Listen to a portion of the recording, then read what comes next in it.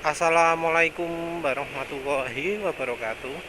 Kali ini penulis ingin membahas yang komentarnya ngomong, buktinya, mana buktinya, mana buktinya. Nah, ah penulis ini termasuk sering juga memperkenalkan hal yang kontroversial ya.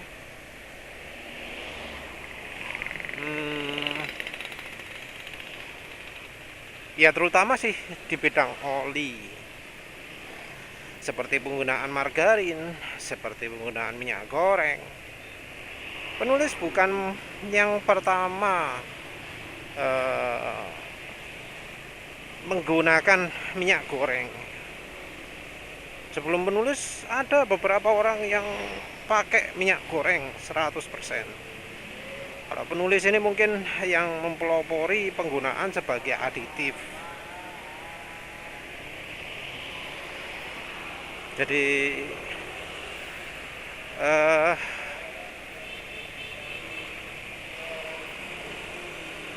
kalau yang pakai minyak goreng banyak, tapi kalau yang mikir jadi aditif mungkin sedikit.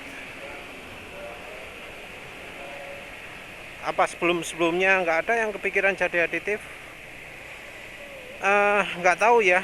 Soalnya biasanya kalau penggunaan minyak goreng itu tujuannya adalah untuk irit. Penulis sendiri bukan, tujuan utama bukan irit, tapi tujuan utama adalah nyari oli yang bisa awet, performanya baik, bisa membersihkan, bisa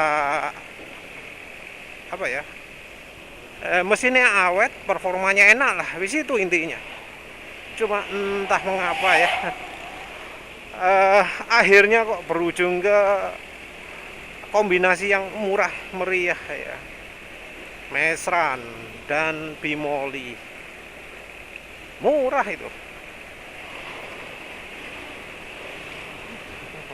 Entah kenapa ya, masih belum nemu oli-oli lain yang lebih bagus.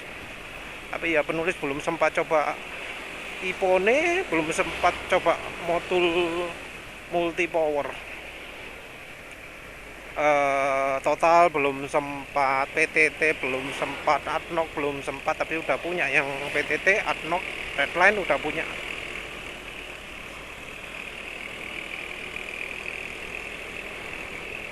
Petronas juga udah punya. Tapi ya maaf, ini olinya awet ya. Yang sekarang ini mesran SA40 dengan minyak goreng kira-kira 100 ml atau kurang ya, mestinya kurang dari 100 ml, dan ada sadunya. Entah mengapa ya, awet banget. Atau mungkin karena pakainya eco riding, atau mungkin juga pas lagi musim hujan nih. Kalau pas dingin nggak gini nih, oli itu memang butuhnya yang lebih encer, dan SA40 termasuk encer. Pas musim hujan ya, SA40 nya jadi cocok.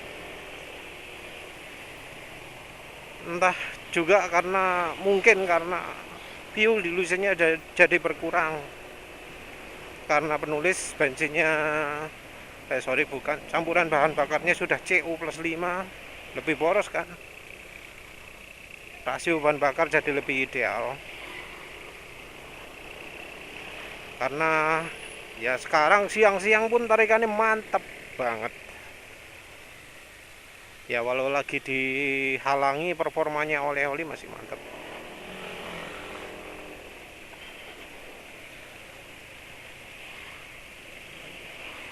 Bukti ya, terakhir ada yang minta nunjukkan ketika penulis nuangkan minyak goreng ke oli mesin.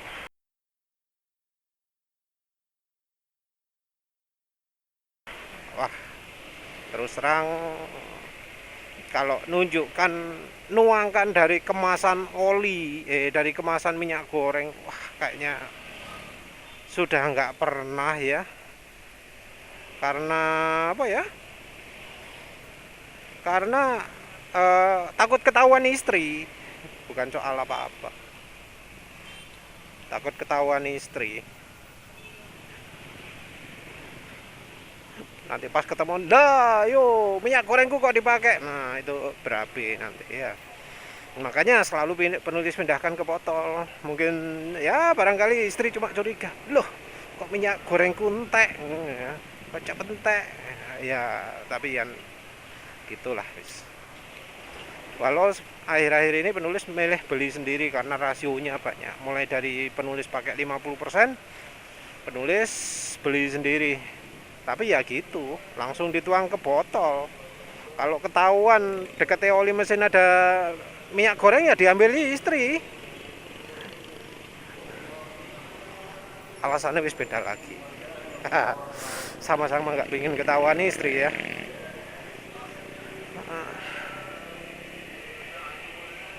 Ya sebenarnya gitu itu nggak butuh bukti lah ya, karena itu ya banyak yang sudah coba.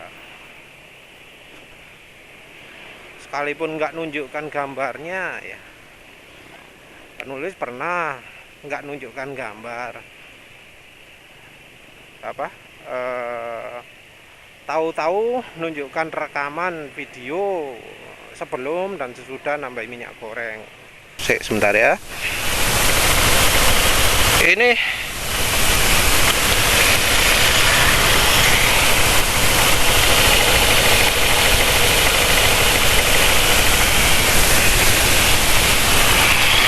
entah terdengar atau enggak, tapi ini suaranya sudah jauh lebih halus.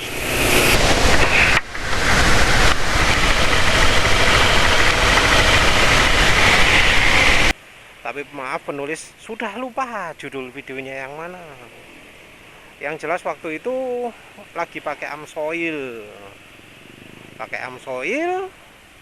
terus penulis review apa lupa, bahas apa lupa, dikasih minyak goreng ke anunya, ke Amsoilnya, nggak ditunjukkan menuangkan minyak gorengnya, tapi penulis tunjukkan perbedaan suara. Jadi kelihatan ya, kalau nggak salah penulis lihatkan juga speedometernya. Jadi di video sebelumnya penulis ngerekam suara motornya ada diiringi suara burung waktu ya sudah langit gelap ya, terus itu pagi-pagi penulis menunjukkan suara mesin Amsoil Signature yang mendadak makin halus. Jadi ketahuan jelas ya, dari rekaman lah beda jelas. Itu penulis sengaja pakai apa, filter audio yang sama sehingga ya harapannya level suaranya bisa ketahuan.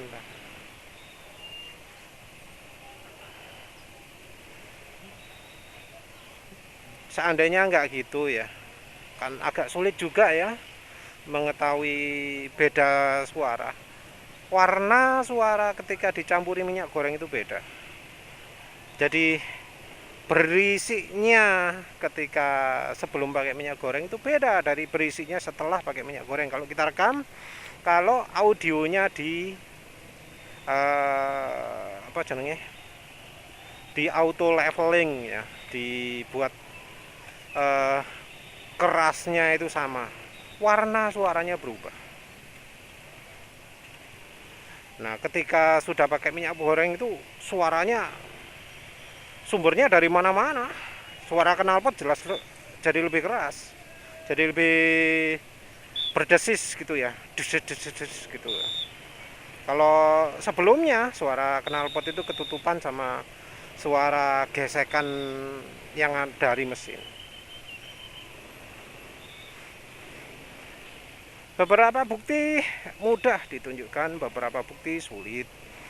Kayak waktu dugaan penulis soal mesin PCX 160. Itu sulit itu karena penulis nggak punya PCX 160. Penulis ngomong yang punya PCX 160 mending diganjel aja engine mountingnya yang bagian kiri itu ya, yang bagian ditunjukkan Honda baru, satunya di suspensi makin panjang, satunya di engine mounting pindah ke atas. Nah bagian itu penulis ganti tulisannya, bagian ini yang bikin jeduk. Nah,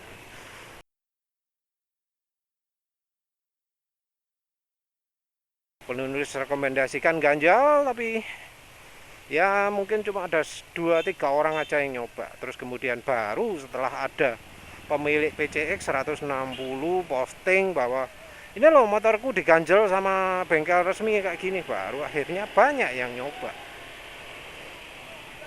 Susah lah memang ya, karena banyak pendapat penulis itu perkiraan gitu ya, dan penulis kadang nggak bisa membuktikan. Tapi penulis ya cukup yakin dengan feeling penulis, feeling penulis yang berhubungan dengan tenaga. Karena ya apa, karena penulis sering melakukan perbandingan, komparasi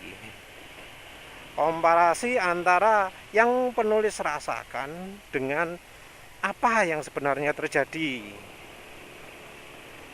Jadi soal bensin gitu ya, review bensin, review ya oli juga, review aditif oli, review kenyamanan, itu kan pakai feeling. Nah benchmarknya gimana? Benchmarknya ya kalau di kenyamanan itu, kalau kenyamanan agak susah ya, karena orang itu fleksibel, nggak selalu dibuat empuk itu nyaman, kadang dibuat keras itu nyaman, karena ya kenyamanan itu relatif. Ada yang nyaman itu artinya minim goncangan, ada yang nyaman itu goncangannya halus, beda itu ya. Kalau soal akselerasi, penulis cukup pede karena penulis sering membandingkan dengan 0-100, dan seringkali insting 0-100 penulis tepat. Jadi penulis ngerasakan, wah ini tarikannya gak enak, penulis uji 0-100, ternyata angkanya buruk beneran. Dibuat akselerasi enak, dicoba 0-100, ternyata enak beneran. Jadi penulis cukup pede kalau itu feelingnya adalah feeling akselerasi. Feeling pengereman pun ya nggak enak sih ceritanya kalau feeling pengereman. Feeling pengereman bahwa pengereman penulis sip itu buktinya adalah penulis ketabrak motor dari belakang. Ya itu yang nggak enak ya. Kalau akselerasi masih enak, kalau sih dandangi motor sebelah tahu-tahu ketinggal. Kalau feeling pengereman ketabrak dari belakang ya, iya agak susah lah. Nggak nyangka ya kalau pakai sado gini terus dingin gini, engine brake-nya licin banget. Suara mesin ya tentu aja halus ya. Hal yang sulit diukur juga itu adalah engine brake ini ya, kayak gini nih engine brake. Engine brake itu cuma terasa kalau misalnya melakukan transisi. Nah, ini yang sulit dipercaya juga. Buktinya mana? Susah ya ngukur engine brake itu. Diuji oli dong, uji bensin, uji apa gitu. Nah, sulit ya ngomong. Apa kalau uji oli bisa menunjukkan ini bensin ini bisa membuat engine brake makin licin gitu? Susah ya. Contohnya bedanya antara Pertamax dan Shell Super. Banyak yang orang ya barusan sih ada yang komen juga. Iya mas, Shell Super itu engine brake-nya memang lebih minim daripada pakai Pertamax. Nah, itu membuktikannya gimana? Susah. Juga misalnya setelah pakai nyampur minyak goreng ke bensin, nyampur margarin ke bensin, susah jelaskan. Terus kayak pakai oli pun begitu kan. Oli itu kan ada aditif, dan aditif itu bisa membuat mesin licin. Ya minyak goreng juga bisa bikin oli mesin makin licin. Engine brake jadi lebih licin, walau mungkin efeknya nggak sebesar aditif oli ya. Tapi kan sulit ngomongnya gitu. Buktikan, uji pakai laboratorium. Waduh, uji laboratorium apa yang bisa nunjukkan bahwa pakai minyak goreng itu bisa bikin oli mesin makin licin? Pakai sado bisa bikin oli mesin makin licin? Susah ya.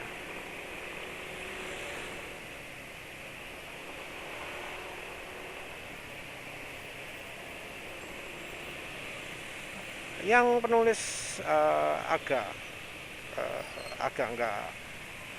nggak respect itu ya. Kadang ada yang minta bukti dari hal yang nggak punya pembuktian. Kayak engine flash itu ya. Dulu penulis sering ya diomongin, mana buktinya? Mana buktinya? Buktikan dong, praktekkan dong. Itu katanya kan orang ini yang ngomong gini adalah para pendukungnya engine flash. Ya wis, penulis coba cari bukti. Dan ternyata ya, dari bukti-bukti yang ada, yang namanya engine flash itu sebenarnya efeknya kecil sekali ya. Karena bisa dikurangi, tapi masih ada, masih coklat mesinnya. Yang ketembel bisa hilang, tapi ya tetap masih coklat, masih kuning, masih hitam, nggak berubah.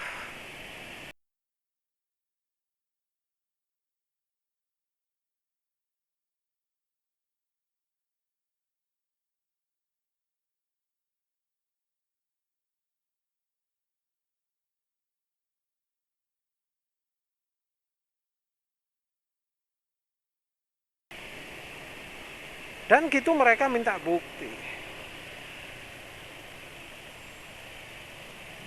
Minyak goreng bisa bikin bersih mesin. Ya sebenarnya sih ada ya beberapa ya, kebetulan ya, bukan penulis sendiri, tapi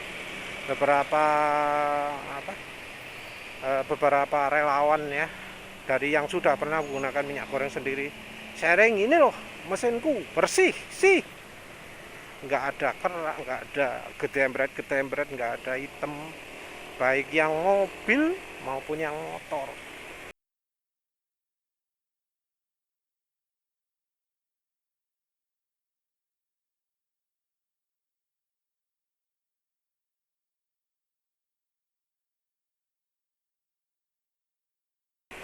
Yang olinya Mesran lebih bersih daripada yang pakai Meditran, dan seterusnya.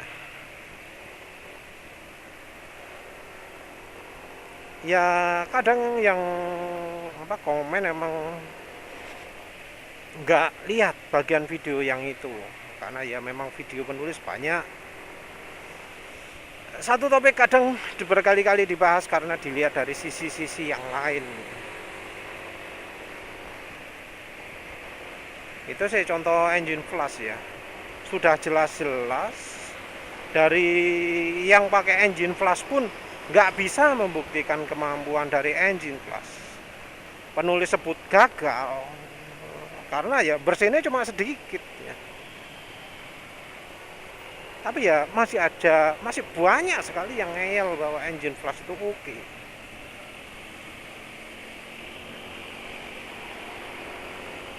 Terus belum lagi yang soal kalau sudah grup oli. Kalau belum tahu, pemakaian minyak goreng sebagai aditif oli mesin itu adalah hal yang tabu disebut di grup oli. Jadi kalau ada yang promosi ya, saya pakai bimoli di motor saya campur sama moli ini, oh dibantai sampai diketawain sekalian sama ayamnya gitu ya, kayak gitulah. Padahal oh ya, waktu komentar gitu kan mereka, wah mana buktinya, ini nggak terbukti pakai minyak goreng itu bikin mesin gosong, bikin mesin nggak terbukti, nggak ada penelitiannya, nggak ada macam-macamnya.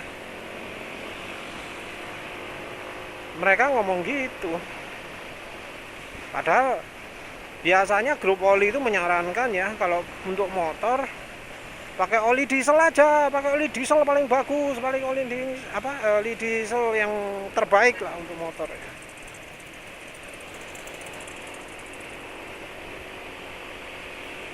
Tapi mereka sendiri nggak pernah membuktikan, mereka asal percaya omongannya orang.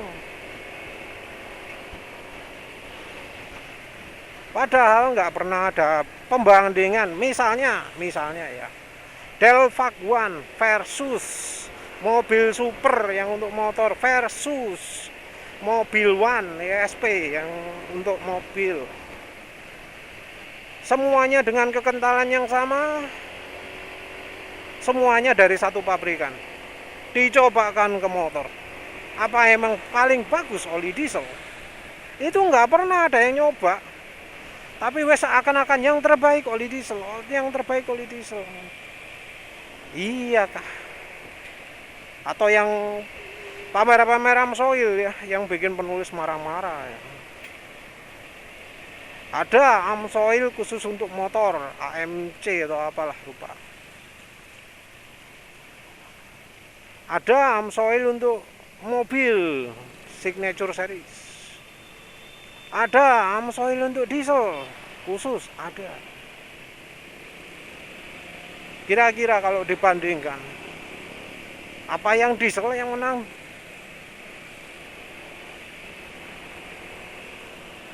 Siapa yang pernah membandingkan itu?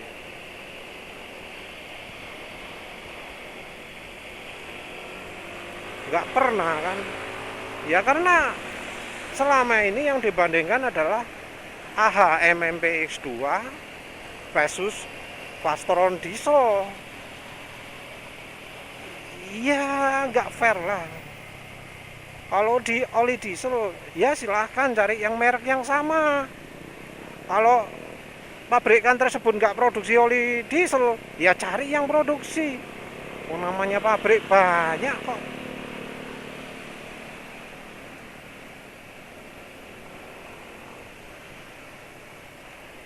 Iya, penulis nggak sukanya itu ya kadang ya, pengetahuan lama masa lampau ya salah dikutip,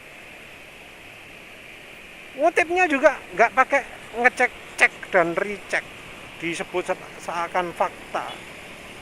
Contoh yang paling jelas itu adalah kalau di grup oli ya, soal HTHS. Penulis pernah buat artikel, mungkin belum pernah buat video. Jadi bahas khusus soal HTHS ini. Penulis telusuri kapan kata-kata penjelasan HTHS yang ngawur itu pertama keluar. Penulis ketemu waktu itu mungkin 2008 ya nemunya ya kalau nggak salah. Itu penjelasan itu jelas salah ya, tahun 2008. Dan ternyata pernyataan itu dikutip oleh seniornya, seorang senior di grup oli. Padahal kalau kita ambil langsung kata-kata tersebut dari penjelasan bahasa Inggris, beda banget. Jadi sepertinya penyebab salah tafsirnya HTHS itu adalah karena kutipan yang dikutip lagi. Terjemahan pertamanya sudah terlalu kaku, sehingga bisa menghasilkan banyak arti, berikutnya terjemahannya jadi makin salah lagi.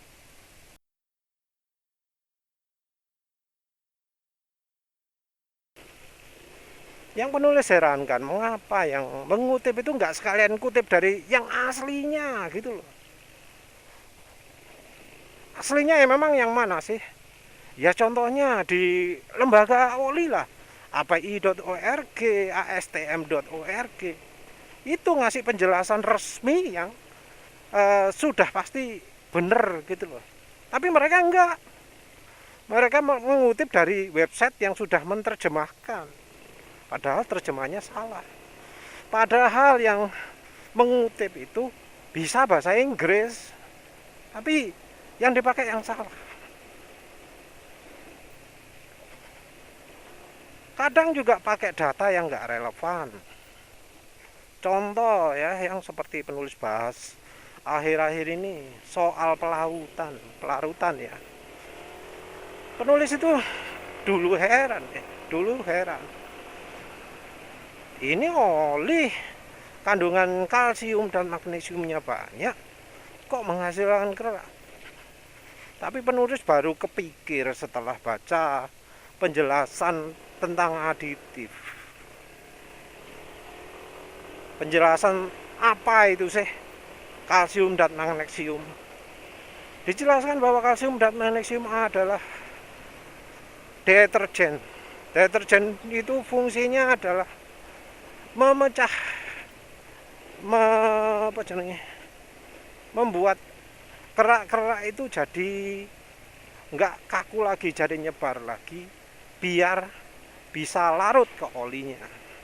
Kata-kata larut ke olinya ini penting. Karena apa? Karena beda bahan oli, beda kemampuan pelarutan. Nah, kalau oli pelarutannya baik, emang kalsium dan magnesium jadi sangat bermanfaat. Karena ya bikin kotorannya itu larut ke olinya. Jadi mudah larut ke olinya. Tapi kalau pelarutannya jelek, ya mau sebanyak apapun percuma. Seperti juga kandungan aditif ya, kayak molibdenum. Kan kadang ngomong kandungan molibdenum tinggi itu bagus, bisa membuat komponen licin. Penulis pakai oli yang secara spesifikasi itu molibdenumnya lumayan tinggi, tapi kok nggak enak. Apa kira-kira? Terus akhirnya penulis nemu ada penjelasan bahwa oli modern itu molibdenumnya lebih sedikit karena dia pakai molekul yang beda. Sama-sama punya atom molibdenum, tapi dia nggak butuh banyak karena molekulnya bekerja lebih baik, karena molekulnya bisa larut ke oli, karena molekulnya punya sifat tambahan MODTC ya dibanding MOS2. MOS2 itu harus banyak untuk bisa berfungsi efektif. Nah, kalau MODTC bisa lebih sedikit tapi sudah efektif. Jadi mungkin ya data kayak hasil uji oli itu memberikan angka-angka, tapi angka-angka tersebut bisa jadi nggak relevan kalau informasi-informasi lainnya nggak diberikan. Seperti misalnya kandungan Ca dan Mg, bagus, tapi kalau kita nggak ngetes daya larutnya, ya kita nggak tahu. Dan kebanyakan hasil uji oli nggak menunjukkan daya larutnya.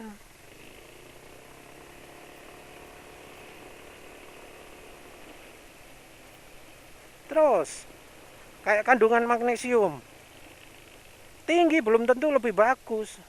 Bisa jadi itu magnesiumnya molibdenumnya ternyata bukan yang MODTC tapi MOS2. Nggak bagus itu. Dan hasil uji oli nggak bisa nunjukkan ini MOS2, ini MODTC, nggak bisa. Dari bahan oli juga penting. oli yang ada esternya itu lebih larut. Nggak bisa hasil uji oli itu, apa, bukan nggak bisa ya, tapi kayaknya nggak untuk umum itu.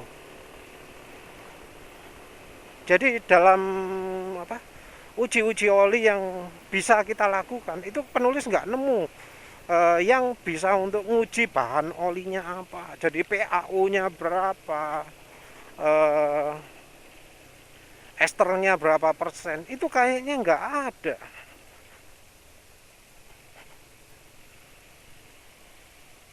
Bahkan ya uji-uji oli itu seringnya tanpa fuel dilution, padahal penting, tanpa kadar oksidasi, padahal itu penting.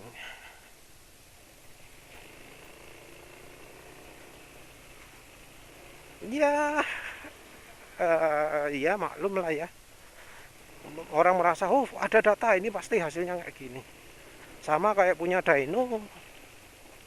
Padahal dyno itu harusnya dibandingkan antara sebelum dan sesudah dan di mesin dyno yang sama.